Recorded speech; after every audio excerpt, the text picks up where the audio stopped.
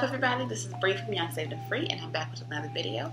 For all that are new here, welcome. How are y'all? For everybody that's been here, welcome back. And for everybody, make sure you subscribe to my channel. So go ahead and hit that. And hit the notification bell while you're at it so you never miss another video from me. And also, make sure you're subscribed to my mailing list so you never miss out on anything Young, Saved, and Free. And I guess we'll go ahead and get into it. So we're going to be talking about today traveling on a budget. So if you guys didn't know, I've traveled a lot this year, like more than usual. Like it's been a lot. So like in the last, this year period, I've been going a lot. Where did I go in January? I went somewhere in January. I can't remember.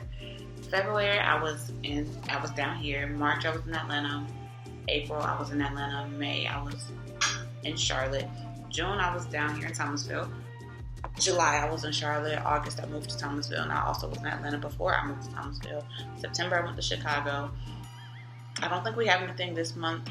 Next month, I'll be in Columbus. Like, I'm always all over the place, like doing this and church stuff, and it keeps me busy. Oh, and I went to Wildwood, Florida last month as well. But yeah, it's just keeping me real.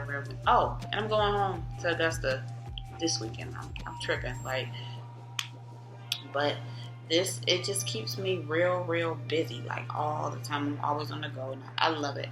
And I also work at a hotel, so I have a lot of insight on how to make this traveling thing work. And also, since I work at a hotel, that means I don't make that much money, so I'm still able to go to all these places on a budget. So we're gonna go ahead and get into it.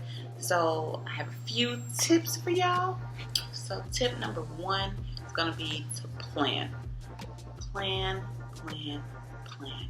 Oh my gosh. Do not do anything last minute if you don't have to. Don't be like me. I'm a procrastinator. I'm a creature of habit. I keep procrastinating because I've always done it. Don't do that. Because one, if you plan, you can see what, you can budget out your money so you don't have to do anything extreme for that time, So yes, plan. So the second thing I would say is to book ahead of time. So like with the when you book ahead of time, one, they usually have an advanced purchase rate, and that's usually significantly lower than whatever the standard rate is, but it also means that you probably can't cancel it. And I know, and also it may mean you have to put down a deposit for the room. So I know, like I used to work at Hyatt, and if you did the advanced purchase rate, you had to pay everything up front. I did stay at the Crown Plaza West Loop when I was in Chicago, and they have an advanced purchase rate as well, but you only have to pay one night room tax for the deposit there, which I think is a better deal because sometimes the rooms can be a little pricey, but also the rates change every day. So if you book ahead of time, more than likely you're going to get a cheaper rate. The other thing that I would say is to join hotel memberships. Now, this is where I know a lot because I work at hotels. I'm working at my second hotel. So a lot of hotels are moving away from like just giving everybody everything. They want to have their memberships so that people can see, people can stay booking with them, and that they can have a loyal, customer base.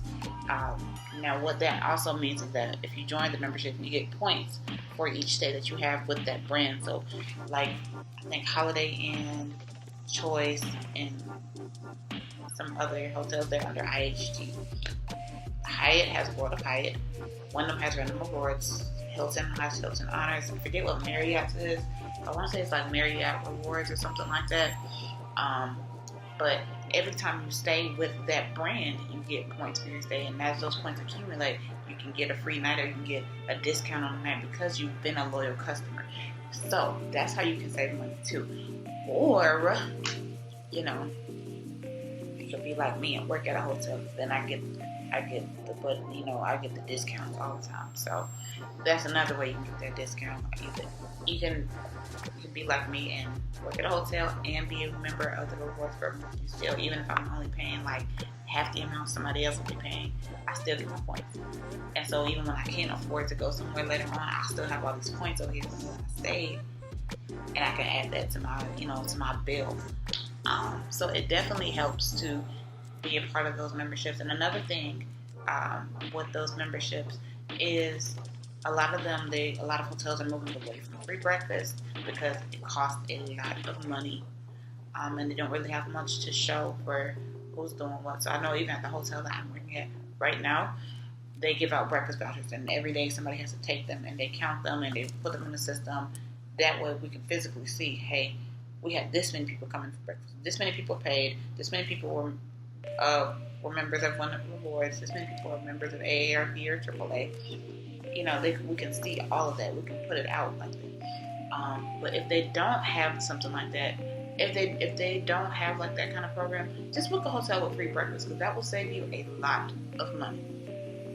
So like when I went to Atlanta for the Young Leaders Conference in August, I stayed at the Hyatt Place Airport North, I think. Yeah, Airport North. And Hyatt has moved away from free breakfast, but it's free for World of Hyatt members.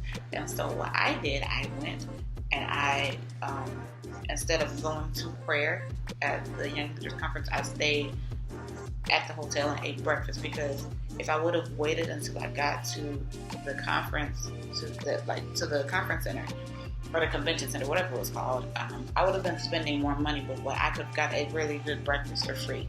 That's part of the reason why they're moving away from free breakfast. They're trying to upgrade their breakfast to be a real experience. But if you're a member of their memberships, then you get it for free anyway. So yeah, just if you can't join the membership, or you can't do whatever, just get a hotel with free breakfast.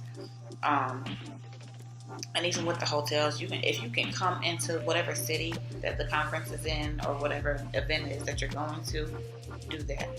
That will save you a night at a hotel, honestly. So like again with Young Leaders Conference, I drove into Atlanta the day of the conference, the first day of the conference, for general admission, because I think they had something the night before for like VIPs and other stuff, but I wasn't gonna pay that. So I just went for the general admission day, and then, it was great. I didn't have to come in the night before. It was only a 2-hour drive. And so, for some things, you can't come in the day early. You can't come in the day of because you gotta fly or whatever. So, for those of you that are going to fly, make sure you park your car at a hotel.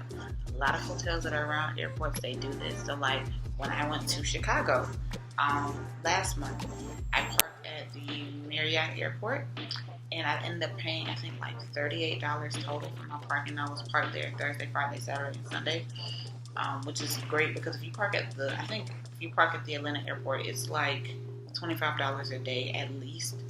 I don't know. I don't park at the airport, but I drove in the day of my flight, parked my car, and I paid for my parking. A lot of them do that. They have where you can book your parking online, and then you can just take the shuttle to the airport. And that's what I did. So I saved like $70 on parking right there.